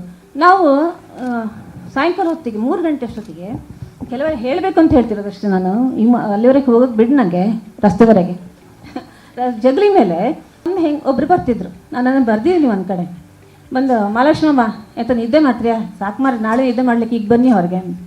ಬಂದ್ಲ ಅಮ್ಮ ಹೊರಗೆ, ಎಂತ ಮರ ಒಳ್ಳೆ ನಿದ್ದೆ ಪತಿ ಬಂದ್ರಲ್ಲ, ಈಗ ಬನ್ನಿ ಅಂತ ಮಾತಾಡೋಕ್ಕಿತ್ತ. ಎಂತ ಎಲ್ಲ ಮರನ ಇನ್ನೇನು ರಾತ್ರಿ ಎಂತ ಆಯ್ತು ಅಂತ ಹೇಳೋಕ್ಕಿಲ್ಲ ಕಣ್. ಎಷ್ಟು ಬೇಡ ಅಂದರೂ ನಾನು ಬಿಡೋದಿಲ್ಲ, ಎಂತ ಮಾಡ್ತೆ ಬಗೆ ಎಂದೆ. ನಮಗೇನು ಗೊತ್ತಿಲ್ಲ, ನಮಗೆ ಸಣ್ಣ ಮಕ್ಕಳು, ನಾವು ಇಷ್ಟು ಸಣ್ಣ ಮಕ್ಕಳು, ಅಮ್ಮ ಸುತ್ತಮುತ್ತ ಓಡಾಡೋರು, ಅಮ್ಮನ ಹಿಂದೆ ಹೋದ್ವಿ ನಾವು ಹಾಗೆ ಎಂತಂತ. ರಾತ್ರಿ ಹಸಿನ ಮರ ಹತ್ತಿ ಕುಡ್ಕೊಂಡ್ಬಿಟ್ನೆ ನಾನು. ಕಂದಕ್ಕೆ ಏನು ಮಾಡ್ರು ಹಿಡಿಲ್ಲ. ಅಲ್ಲ ಅಷ್ಟೆಲ್ಲ ಬೇಗ ಮಕ್ಕಳು ಹತ್ತಿಲ್ಲ, ಬಾ ಅಂದ್ರೆ ನಾ ಬರಲ್ಲ ಅಂತ. ಇಷ್ಟು ಸೆಕ್ಸನ್ನು ಇಷ್ಟು ಇದಾಗಿ ಮಾತಾಡ್ತಿದ್ರಂದರೆ ನಮ್ಗೆ ಅರ್ಥ ಆಗ್ತಿರಲಿಲ್ಲ. ಅದು ಅಮ್ಮನ ನಗೋದು ನೋಡಿ ನಾವು ನಗಾಡ್ತಿದ್ವಿ. ಅರ್ಥ ಒಂದು ಶಬ್ದ ನಮ್ಗೆ ಅರ್ಥ ಆಗ್ತದೆ. ಅದು ಹೇಗೆ ನಗಾಡ್ತಿದ್ವೋ ಎಂತ ಮಾಡ್ತಿದ್ವೋ ಈ ಥರದ ಅನೇಕ ಈ ಸಂಭಾಷಣೆಗಳು ಹೇಗೆ ಕೆಲಸದವ್ರ ಮಧ್ಯೆ ಇದ್ರ ಮಧ್ಯೆ ನಮಗೆ ಆಗ್ತಾಯಿತ್ತು. ಆಮೇಲೆ ಅಲ್ಲಿಂದ ಮುಂದೆ ಬಂದರೆ ಅಪ್ಪಯ್ಯನ ಆಫೀಸಲ್ಲಿ ಹಿಂಗೆ ತಳಿಗಂಡಿ ಉಂಟಲ್ಲ, ಉದ್ದಕ್ಕೂ ಜಗಲಿ, ಈ ಕಡೆ ಎಲ್ಲ ಬೆಂಚು, ಆ ಬೆಂಚ್ ಮೇಲೆಲ್ಲ ಗಂಡಸರು, ಗಂಡ ಕಕ್ಷಿಗಾರರು, ಈಚೆ ಬದಿ 2 ಕುರ್ಚಿ, ಅಪೋಸಿಟಲ್ಲಿ ನಮ್ಮ ಅಪ್ಪನ ಕುರ್ಚಿ, ಅಲ್ಲಿ ಕೂತ್ಕೊಂತಿದ್ರು ಅವರು. ಈ ಕುರ್ಚಿಯಲ್ಲಿ ಇಂಗ್ಲೀಷ್ ಮಾತಾಡುವ ಸ್ವಲ್ಪ ಜಾಸ್ತಿ ಸಿವಿಲೈಸ್ಡ್ ಕ್ಲೈಂಟ್ಸು. ಇಲ್ಲೆಲ್ಲ ಈ ತಳಿಕಂಡಿ ಮೇಲೆ ಈ ವಿಧವಾ ಹೆಂಗಸರು, ಅಶನಾರ್ಥ ವ್ಯಾಜ್ಯ ಅಂತ ಹೇಳ್ತಾರೆ ನಮ್ಮಲ್ಲಿ, ಮೇಂಟೆನೆನ್ಸ್ ಸಿಕ್ಕಿರೋರು, ಕೆಂಪು ಸೀರೆ ಉಟ್ಕೊಂಡು ತಲೆಮೇಲೆ ಹಿಂಗೆ ಸೆರೆಗೆ ಹೇಳ್ಕೊಂಡು ಅರ್ಧ ಕೂತಂಗೋಲೆ ನಿಂತಂಗೋಲೆ ಹಿಂಗೆ ಪಾಪ ನಮ್ಗೆ ಗೊತ್ತಾಗ್ತಿರಲಿಲ್ಲ ಬಿಡಿ. ಹಂಗೆ ಕೂತ್ಕೊಂಡು ಹೋಗಿಲ್ರಿ ಯಾವಾಗ ಮನೆ ಒಳಗೆ ಬರ್ತೀರಂತ ಮನೆ ಕೂತ್ಕೊಂಡು ಕೂಡ ಒಬ್ಬೊಬ್ಬರು ಕರೀತಿದ್ರು ಅಪ್ಪಯ್ಯ. ಹಾಂ ಸಾವಿತ್ರಮ್ಮ ಬನ್ನಿ ಅಂತ. ಅವ್ರ ಜೊತೆಗೆ ಅವ್ರೊಟ್ಟಿಗೆ ಒಂದು ತೈನಾತಿ ಒಪ್ಪಕ್ಕಿತ್ತು. ತೈನಾತಿ ಬಂದು ಅಲ್ಲ ಅವಳದು ಅಶನಾರ್ಥ ಹಂಗೆ ಮಾಡಿ ನೀವು ಸುಮ್ಮನೆ ಹಾಕಣಿ, ನಮ್ಮ ಅಪ್ಪ ಹೇಳ್ತೀನಿ ನಂಗೆ ಅದು ಕಿವಿ ಮೇಲೆ ಇದ್ದೆ, ಸಣ್ಣ ಹುಡುಗಿ ನಾವು ಇಲ್ಲೆಲ್ಲ ಆಟ ಆಡುವಾಗ ನೀವು ಸುಮ್ಮನೆ ಹಾಕಣಿ ಅವ್ರು ಹೇಳಿ ಅಂಥೇಳಿ ಅವಳ ಹತ್ರ ಎಲ್ಲ ಹೇಳ್ತಿದ್ರು ಮಾಡ್ತಿದ್ರು. ಹೀಗೆಲ್ಲ ಆಗುವಾಗ ಅಂಗಳದಿಂದ ತಪ್ಪಂತ ಕಾರ್ ಬಂದಾಗ ಇವತ್ತು ನಾವು ಕಾರ್ ಬಾಗ ಶಬ್ದ ಆಯ್ತು ನೋಡಿ, ನಂಗೆ ಅದೇ ನೆನಪು. ತಪ್ಪಂತ ಶಬ್ದ ಉಂಟು ನೋಡಿ, ಕಾರಿನ ಬಾಗಿಲು ಹಾಕೋದು, ಅದೇ ಏನು ಆವಾಗ ಒಂದು ರೀತಿ ನಾವು ಸಹ ಹಾಕಬೇಕು ಅಂತ ಶಬ್ದ, ತಕ್ಕಂತ ಶಬ್ದ ಹಾಕಿ ಒಂದು ಹೆಂಗಸು ಸೀರೆ ಬರ್ತಿತ್ತು, ಟಪ್ ಟಪ್ ಟಪ್ ಟಪ್ ನಡ್ಕೊಂಬಂದು ಈ ಚಿಕ್ಕ ಗರ್ಗರಿ ಸೀರೆ, ಇವಾಗೆಲ್ಲ ಗರ್ಗರಿ ಸೀರೆ ಕಾಮನ್, ಆವಾಗ ಹಂಗಲ್ಲ, ಭಾಳ ಅಪರೂಪ ಗರ್ಗರಿ ಸೀರೆ ಉಟ್ಕೊಂಡು ಸೀರೆ ಬಂದು ಮಿಸ್ಟರ್ ಹೆಬ್ಬಾರ್ ಅನ್ಕೊಂಬತ್ತಿದ್ರು. ಬಂದು ಬೊಂಬೆ ಲೇಡಿ ಥರ ನಾವು ಕೂಡಲೇ ಹೇಳ್ತಮ್ಮ ಅಮ್ಮ ಚಾವಡಿಗಲ್ಲಿ ಬೊಂಬೆ ಲೇಡಿ ಬಿಡಿತು ಕಾಣ ಸ್ಲೀವ್ಲೆಸ್ ಬ್ಲೌಸ್. ಆವಾಗಿನ ಕಾಲದಲ್ಲಿ ನಮಗದು ಕಂಠೆ ಅಭ್ಯಾಸ ಇಲ್ಲ, ನಮಗೆ ಇದಾಗಿ ಭ್ರಮೆಯಾಗಿ ಬಂದು ಸೀದಾ ಅಪ್ಪನ ಹತ್ರ ಇಂಗ್ಲೀಷಲ್ಲಿ ಪಟ ಮಾತಾಡಿ ಮುಗಿಸಿ ಅವಳು ಒಳಗೆ ಬರುವಾಗ ಅಷ್ಟೂ ಜನ ಹೆಂಗಸರು ಹೀಗೆ ಅವ್ರನ್ನ ನೋಡ್ತಿದ್ರು. ಅವಳೆಲ್ಲ ಮುಗಿಸಿ ಹೋಗುವಾಗ ಪುನಃ ಹೀಗೆ ಕಾಣ್ತಿದ್ರು. ಈ ಆಧುನಿಕಕ್ಕೆ ಹೊರಳುಕೊಳ್ಳುವಂಥ ಜಗತ್ತನ್ನು ನೋಡುವ ಹಾಗೆ. ಆದರೆ ಈ ಹೆಂಗಸು ಉಂಟಲ್ಲ, ನನ್ನ ಕಣ್ಣಲ್ಲಿ ಇನ್ನು ಉಳಿದದ್ದು ಇವರ ಕಡೆ ಒಂದು ಈ ಕಿರು ದೃಷ್ಟಿ ಕೂಡ ಆಗ್ತಿರ್ಲಿಲ್ಲ. ಮಸ್ಕು ಉಡುಪಿ ಮಗ್ಗದಲ್ಲಿ ಒಂದು ಮಸುಕು ಬಣ್ಣದ ಒಂದು ಸೀರೆ ಇದೆ, ಇವತ್ತಿಗೂ ಇದೆ, ನೋಡಿಕೊಂಡು ಒಂಥರ ಸಂಕಟ ಆಗುತ್ತೆ. ಮಸುಕು ಬಣ್ಣದ ಸೀರೆ, ಆ ಸೀರೆ ಉಟ್ಕೊಂಡು ಒಬ್ಬರು, ಅವ್ರ ಹೆಸರು ನಾನು ಹೇಳಲ್ಲ, ಅವ್ರು ಯಾರೋ ಹೆಂಡತಿ ಅಂತೂ ಹೇಳಲ್ಲ, ಅವ್ರಿಗೆ ಮಂಕ್ ಹೆಂಗಸವರು ಸೀದಾ ನಮ್ಮ ದೃಶ್ಯ ಇಲ್ಲಿಂದ ಹಿಡಿದಿದ್ದಾರೆ ಮಾತ್ರ ನಮ್ಮ ಚೌಕಟ್ಟು ಹೀಗೆ ಹೋಗೋದು ಒಂದು ಕುಂದೇಶ್ವರ ದೇವಸ್ಥಾನಕ್ಕೆ. ಇದು ಹಣ್ಕಾಯಿ ಬುಟ್ಟಿ ಹಿಗ್ಗಿ ಸುತ್ತು ತಿರುಗಿ ಎಷ್ಟು ಸುತ್ತಿತ್ತೋ ಎಷ್ಟು ಸುತ್ತು ಬಿದ್ದೋಯ್ತೋ ಅಷ್ಟು ಸುತ್ತು ತಿರುಗುತ್ತೆ ಅಂತ ಹೇಳಿ ತಮಾಷೆ ಮಾಡ್ತಿದ್ರು. ಅವರಿಗೆಲ್ಲ ಮಾಡ್ಕೊಂಡು ಸೀದಾ ವಾಪಸ್ ಹೋಗ್ತಿದ್ರು. ಮಂಕು ಇದನ್ನು ಮಾತ್ರ ನನಗೆ ಮರೆಯೋಕ್ಕೆ ಆಗಲ್ಲ. ಮಂಕ್ಗಳು, ಹುಚ್ಚರು, ಅರೆ ಹುಚ್ಚರು, ಅಮಣು ಅಂತ ಎಷ್ಟು ಜನ ಯಾಕೆ ಹೀಗಾಯ್ತಂತ ಮಹಿಳೆಯರಿಗೆ. ನಾನು ಕಾರಂತರ ಒಟ್ಟಿಗೆ ಅವ್ರ ಪುಸ್ತಕ ಬರೆಯೋಕ್ಕೆ ಹೋದಾಗ ದಾಸರಬೈಲಲ್ಲೂ ಇಲ್ಲಿ ನೋಡಿದೆ, ಹಲವು ಕಡೆ ನೋಡಿದೆ. ಕೇಳಿದೆ ಯಾಕೆ ಕಾರಂತರ ಹೀಗೆ ನಮ್ಮ ಹೆಂಗಸರು ಈ ಥರ ಆಗಿದ್ದಾರೆ ಅಂತ. ನಂಗೆ ಗೊತ್ತಿದ್ದ ಉತ್ತರವನ್ನೇ ಅವ್ರು ಹೇಳಿದರು, ಗಂಡಸರು ಅವರನ್ನು ಬೆಳೀಲಿಕ್ಕೆ ಬಿಡಲಿಲ್ಲ, ಮಾನಸಿಕವಾಗಿ ಬೆಳೀಲಿಕ್ಕೆ ಬಿಡಿದ್ರು, ಅವ್ರನ್ನ ಸಪ್ರೆಸ್ ಮಾಡಿದಂತ. ಕೊಲಕಾಂತರ ಬರೆಯುವಾಗಲೂ ನಂಗೆ ಅದಾಗಿತ್ತು. ಕೊಲಕಾಂತರ ಹತ್ರ ಯಾರೋ ಕೇಳಿದಂತ, ಅವರು ಅಮೃತೇಶ್ವರ ದೇವಸ್ಥಾನದ ಒಂದು ಜಾತ್ರೆಯಲ್ಲಿ ಹಿಂಗೆ ಕೂತಿದ್ರಂತೆ, ಒಂದು ಕಾಲ ಮೇಲೆ ಇವರಂತ ಮತ್ತೊಂದು ಕಾಲ ಮೇಲೆ ಬೆಂಗಳೂರಿನವ್ರು. ಅಲ್ಲ ಕಾರಂತರ ನಮ್ಮ ಬೆಂಗಳೂರಿನಲ್ಲಿ ಹೆಣ್ಮಕ್ಳೆಲ್ಲ ಎಷ್ಟು ಗಮ್ಮತ್ತಾಗಿರುತ್ತೆ, ನಿಮ್ಮ ಹೆಣ್ಮಕ್ಳು ಯಾಕೆ ಹಿಂಗಿದ್ದು ಅಂತ. ನಾವೇ ಕಾರಣ ಮಾರಂತೆ ಕಾರಂತರು, ಕೋಲಕಾರಂತರು ಅಂತ ಒಂದು ಇದನ್ನು ನಾನು ಬೆಳ್ಕೊಂಬಂದೆ. ಅದು ಎಂಥ ಒಂದು ಇದಂದರೆ ಕೆಲವು ಚಿತ್ರಗಳು ನಂಗೆ ಮರೆಯೋದಿಲ್ಲ. ನಾನು ಬಾಣಂತಿ ಮಲಗಿದ್ದೀನಿ, ಅಲ್ಲಿಂದ ಶನಿವಾರ ಸಂತೆ ನಮ್ಮಲ್ಲಿ, ಶನಿವಾರ ಈಗ ಇವತ್ತಿಗೂ ಕುಂದಾಪುರ ಸಂತೆ ಫೇಮಸ್, ಯಾಕಂದರೆ ಘಟ್ಟದ ಮೇಲೆಲ್ಲ ಬರೋದು ಅಲ್ಲಿಗೆ. ಗಾಡಿ ಸಾಲು ಎಲ್ಲ ಕೆಳಗೆ ದೀಪ, ಜಿಣಿ ಜಿಣಿ ಜಿಣಿ ಜಿಣಿ ಜಿಣಿ ಜಿಣಿ ಶಬ್ದ. ನಾನು ಓಡಿ ಬಂದು ಕಾಣೋದು ಕ್ಯಾರವಾನ್ ಮರೆಯೋಕ್ಕಾಗತ್ತಾ? ಆ ಹುಲ್ಲು ತರೋದು, ಆ ಹುಲ್ಲು ಲೆಕ್ಕ ಮಾಡೋದು, 1 1 2 3 ಅದು ರಾಗ ಬಿಟ್ಟಿಲ್ಲ, ರಿದಮ್ ಬಿಟ್ಟಿಲ್ಲ, ಸೋದೆ ಬಿಡ್ತಾನೆ ಠಾಕ್ ಠಾಕ್ ಠಾಕ್. ನಂಗಂತ ಈಗ ಬದುಕಿಗೆ ಒಂದು ಕ್ಷಣ ಕೂಡ ರಿದಮ್ ಬಿಟ್ಟಿಲ್ಲ, ಬದುಕು ಒಂದು ಕ್ಷಣ ಕೂಡ ವ್ಯವಸ್ಥೆ ಬಿಟ್ಟು ಇಲ್ಲ. ಆ ವ್ಯವಸ್ಥೆ ಎಂಥದ್ದು ಅಂತ ನಮಗೆ ಮುಖ್ಯ ಆಗುತ್ತೆ. ಹೀಗೆ ಆಮೇಲೆ ನಮ್ಮನ್ನು ಮುಖ್ಯವಾಗಿ ಬೆಳೆಸಿದ್ದೀವಳೆ. ನಾವೆಲ್ಲ ಭಜನೆಗೆ ತಮಾಷೆ ಮಾಡ್ತೀವಿ, ಭಜನೆ ಎಂಬುದೇ ತಮಾಷೆ ಆಗಿಬಿಟ್ಟಿದೆ. ನಂಗೆ ನಿಜವಾಗಿ ಬೆಳೆಸಿದ್ದು ನಮ್ಮ ಮನೆ ಭಜನೆ. ಸಾಯಂಕಾಲ ಆಯ್ತಾ ನಮ್ಮನೆ ನಾನು ಒಂದು ರಾಶಿ ಮಕ್ಕಳಲ್ಲ, ಯಾರು ಉಂಡ್ರು ತಿಂದಕ್ಕೆ ಎಂಬುದು ಬರೆದ್ರೆ ಫೇಲ್ ಆದರೆ ಪಾಸ್ ಆದರೆ ಎಂಥ ಮಾರ್ಕ್ ಎಂಬರಿಲ್ಲ, ಎಂಥದಿಲ್ಲ. ನಾವು ಶಾಲೆಯಿಂದ ಬಂದು ಬಾರಿತು ಓಡ್ತು ಆಟ ಆಡ್ತು 7 ಗಂಟೆಗೆ ಮಾತ್ರ ಭಜನೆ ಕೂತ್ಕೊಬೇಕು. ಭಜನೆ ಗಿರಿಧರ ಬ್ರಿಜಧರ ಮುರಳಿ ಅಧರ ಧರ ಧರ ಧರ ಧರ. ಒಂದು ಚೂರು ಭಕ್ತಿ ಎಂಬುದು ಇಲ್ಲ. ಕಣ್ಣು ಮುಚ್ಕೊಂಡು ಒಬ್ಬರಿಗೆ ಹೊಡಿ ನಗ್ಗಾರಿ ಮೇಲೆ ಕೈಯ ಅನ್ನೋದು. ಇನ್ನೊಬ್ರಿಗೆ ಹೊಡೆಯೋದು. ಹಿಂಗಿದ್ಲೆ ಆಟ ಆಡ್ಕೊಂಡ್ಲ ಅಪ್ಪಯ್ಯ ಬರ್ತಿದ್ದು ಚಾವಡಿಯಿಂದ. ಕಂಠ ಅಂದ್ರೆ ಅಷ್ಟು ಚಂದ ಕಂಠ. ಎಂಥ ಮಕ್ಕಳೇ ಅಂತ ಹೇಳಿಬಿಟ್ರು ಸಾಕು, ಅಷ್ಟು ಜನ ಸೈಲೆಂಟ್. ಅವ್ರಿಗೆ ಹಿಂಗೆ ಕಂಡ್ರೆ ಸಾಕು ನಮ್ಮ ಕಣ್ಣಲ್ಲಿ ಬಳ ನೀರು ಬರೋದು. ಅವ್ರು ಬಂದ್ರೆ ಸಾಕು ನಾವು ಎದ್ದು ನಿಲ್ತಿದ್ವಿ. ಯಾಕಂದ್ರೆ ಗೊತ್ತಿಲ್ಲ, ಎದ್ದು ನಿಲ್ತಿದ್ವಿ ನಾವು. ಕಾಲ ಹೋಯ್ತು. ತಂದೆ ಬಂದ್ಕೊಳ್ಳಿ ಎದ್ದು ನಿಲ್ಲೋ ಕಾಲ ಇದೆಯಾ ಗೊತ್ತಿಲ್ಲಪ್ಪ. ನಾವು ಎದ್ದು ನಿಲ್ದು ಅಮ್ಮ ಸಮಯಕ್ಕೆ ಎದ್ದು ನಿಲ್ತಿದ್ವಿ. ಅದೆಂಥ ಗೌರವ, ನಮ್ಗೆ ಯಾರು ಹೇಳ್ಕೊಟ್ಟದಲ್ಲ ಸರಿ ಇರ್ತಿದೆ. ಆಮೇಲೆ ಅಪ್ಪಯ್ಯ ನಿಂತ್ಕೊಂಡು ಭೂಷಣಕ್ಕೆ ಭೂಷಣ ಇದು ಭೂಷಣ ಅಂತ. ಅಯ್ಯೋ ನಮಗೆಲ್ಲ ಪ್ರಾಣ ಅಂದರೆ ಇಟ್ಕೊಂಡು ಫಸ್ಟ್ ಖುಷಿ ಅಪ್ಪಯ್ಯನೇ ನೋಡ್ದು. ಅಪ್ಪಯ್ಯ ಹಾಡಿದ್ರಂತ.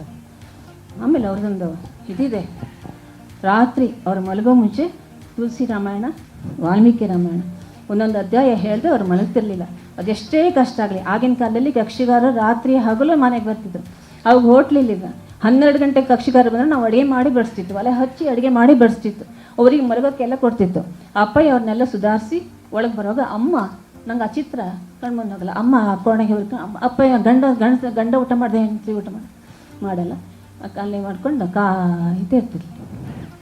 ಇವ್ರು ಒಳಗೆ ಬಂದೆಲ್ಲ ಹೇಳಿ ಒಳಗೆ ಬರ್ತಾ ಏನು ಜೌ ಪ್ರಭು ದೀನ ದಯಾಲು ಕಹಾವ ಆರತ ಹರನ ಬೇದ ಜಸುಗಾವ ಜಪ ಹಿ ನಾಮ ಜಪ ಆರತ ಬಾರಿ ಮಿಟಹಿ ಕುಸಂಕಟ ಹೋಹಿ ಸುಖಾರಿ.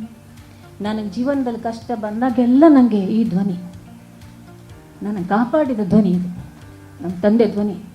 ಮಿಟಹಿ ಕುಸಂಕಟ ಹೋಹಿ ಸುಖಾರಿ. ಅವ್ರು ರಾಮನ ಭಕ್ತರು. ಆ ಥರದಲ್ಲಿ ಹಾಡು ಹಸೆ. ನಾವು ಸಣ್ಣ ಹಿಂಗೆ ಏನೋ ಎಲ್ಲೋ ಆಟ ಆಡ್ತಿರುವಾಗ ಆಚಿಂದ ಅಮ್ಮಂಗೆ ಮಕ್ಕಳಲ್ಲ, ಒಂದು ಮನೆ ಒಂದು ಇದರಲ್ಲಿ ಆ ಕೊನೆಯಲ್ಲಿ ಒಂದು ತೊಟ್ಲಿ, ಈ ಕುಲಲ್ಲಿ ಒಂದು ತೊಟ್ಲಿ, ಮತ್ತೊಂದು ತೊಟ್ಲಿ, 3 ತೊಟ್ಲಿ ತೊಗ್ತಿದ್ವಿ. ನಡುವೆ ಎಚ್ಚರ ಆದರೆ ನಮಗೆಲ್ಲರೂ ಎಚ್ಚರ ಆದರೆ ಬಾತ್ರೂಮಿಗೆ ಹೋಗೋಕ್ಕೆ ಹೋಗಿ ಅಮ್ಮ ಅಮ್ಮ ಅಂತ ಕರಿಬೇಕಾದ್ರೆ ಅಮ್ಮ ಇಲ್ಲ, ಮಗುನ ತುಗ್ತಾ ಇರ್ತಿದ್ಲು. ಅಷ್ಟೊತ್ತಿಗೆ ಜುಯ್ ಜುಯ್ ಜುಯ್ ಶಬ್ದ ತೊಟ್ಲಿಂದ ರೆಕಾರ್ಡ್ ಹೊರ ತೆಗಿಯೋಕ್ಕಾಗಲ್ಲ. ನಾನು ಹೇಗೆ ಬೆಳೆಸುತ್ತೆ ಅಂದರೆ ಆ ಮಗು ಅನ್ನೋದು ಇಡೀ ಜಗತ್ತಿನ ಒಂದು ಖುಷಿಯ ಒಂದು ಇದಂತ. ಅಷ್ಟು ಮಕ್ಕಳಾದ್ರೆ ಇವತ್ತಿಗೂ ಒಂದು ಮಗು ಹುಟ್ಟು ನಮ್ಮ ಅಕ್ಕ ಈಗ 94 ವರ್ಷ, ಅವಳಿಗೆ ಒಂದು ರಾಶಿ ಮಕ್ಕಳು ಈಚೆ, ಅವಳ ಮಕ್ಕಳು ಈಚೆ ಅಮ್ಮನ ಮಕ್ಕಳು ತೂಗುದು. ಆದರೂ ಕೂಡ ಅವಳು ಇವತ್ತಿಗೂ ಅವಳು ಹೌದಾ ಲಾಯ್ಕಿ ತಾರ್ತಾರೇ ಇತ್ತಂಬ್ರಲ್ಲ ಮಗು ಕಾಮಕ್ಕೆ ಕಾಣಕ್ಕೆ ಹೋಯ್ಕೆತ್ ಬಂದು ನಂಗೆ ಅಡಿತಿಲ್ಲ ಮರೈತಿ ಅಂತ. ಇಷ್ಟು ಮಕ್ಕಳು ಹೆತ್ತು, ಇಷ್ಟು ಬಾಣಂತನ ಮಾಡಿ, ಇಷ್ಟು ಮೊಮ್ಮಕ್ಕಳು, ಇನ್ನೂ ಒಂದು ಮಗು ಅಂದ್ರೆ ಅಷ್ಟು ಪ್ರೀತಿ ಅಂತ. ನೀ ಕರ್ಕೊಂಡು ಹೋಗ್ತೀಯನಾ ನಾ ಬರ್ತೆ ಅಂತ. ಯಾರು ಕರ್ಕೊಂಡು ಹೋಗ್ತಾರೆ ಇಲ್ಲಿ ಇವಳಿಗಾರ ಹುಷಾರಾಗಿದ್ರೆ ಅಂತ ಮಾಡೋದಂತೆಲ್ಲ ತಮಾಷೆ ಮಾಡಿದ್ವಿ ಹಿಂದಿಂದ. ಹಿಂಗೆಲ್ಲ ಕತೆ ನಮ್ಮದು.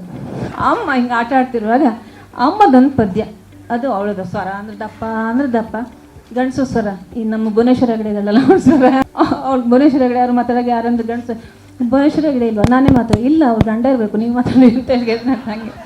ಅವಳು ಒಂದು ಪದ್ಯ ಹೇಳ್ತಿಲ್ಲ, ಇಲ್ಲ ದೂರದಿಂದ ಕೇಳಿದ್ ನಮಗೆ.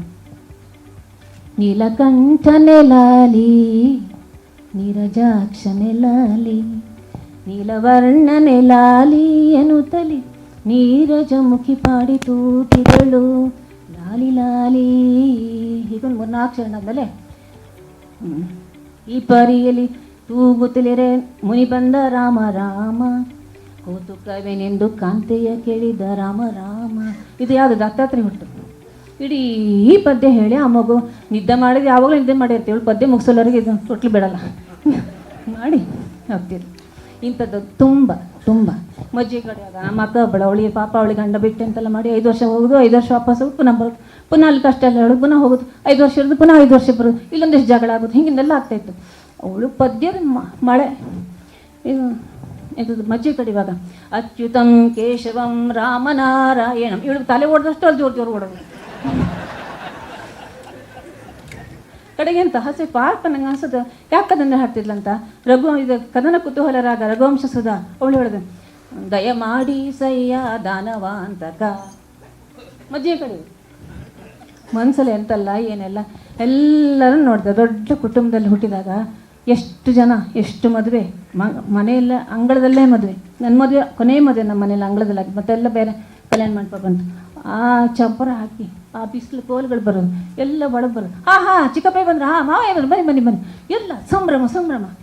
ಒಂದು ಬಿಸಿಲು ದಂಡ ಮಾಡ್ಲಿಕ್ಕೆ ಬಿಡಲಿಲ್ಲ ನಮ್ಮ. ನಾನು ಕೆಲಸದಲ್ಲಿ ನುರ್ದಿದ್ಲಮ್ಮ ಮಾಡಿ ನಿಮ್ಮ ಮಕ್ಕಳ ಸಂಡಿಗೆ. ಅದು ಮಳೆಗಾಲ ತಿಂಬೋರು ಯಾರು ಮತ್ತೆ ನೀವೇ ಅಲ್ಲ. ಹಪ್ಪಳ, ಸಂಡಿಗೆ, ಮಾವಿನಕಾಯಿ ಸುಲ್ದು ಮಾಡಿ ತೆಗೆದು, ಅಯ್ಯೋ ಇವತ್ತು ನಾವು ಅಷ್ಟೆಲ್ಲ ಕೆಲಸ ಮಾಡಿದ್ದು ಹೌದಾ ಅಂತ ಕಾಣುತ್ತೆ. ಎಮ್ಮೆ ಬೇಕಾ, ದನ ಕರಿಬೇಕಾ, ಯಾವ್ದು ಕರಿಬೇಕು ಎಲ್ಲ ಕರೆದಾಯ್ತು. ಬೆಳಿಗ್ಗೆ ಎದ್ದು ಮಡ್ಡಿ ಓಡಿ ಗುಡುಗುಡಿ ಮಡ್ಡಿ ಹಾಕೋದು. ಯಾವಾಗಲೂ ಮುನ್ಸಿಪಾಲ್ಟಿ ಅಂತ ಬರ್ತೀವಿ, ಇದು ಪಾರ್ಲಿಮೆಂಟ್. ಎರಡು ಇರಲಿ, ಎಲ್ಲವೂ ಇರಲಿ. ಆ ಸೀಟಿಗೆ ಅಲ್ಲ, ನಮ್ಮ ಸೀಟಾಗ ಅವು ಕೂತಿದ್ದಾವೆ, ಎದ್ಕೊಂಬಂದು ನಾವು ಕೂತ್ಕೊಬೇಕೀಗ ಅಷ್ಟೇ. ಇವ್ರು ಯಾರು ಇವ್ರು ನಮ್ಮ ಸೀಟಿಗೆ, ನಿಮ್ಗೆ ಇಷ್ಟು ಸೀಟು, ನಿಮ್ಗೆ ಅಷ್ಟು ಸೀಟು, ಯಾವ ಕೋತಪ್ಪ ನಾಯಕರು ಇರಲ್ಲ ಅಂತ ಕೇಳಿದೆ.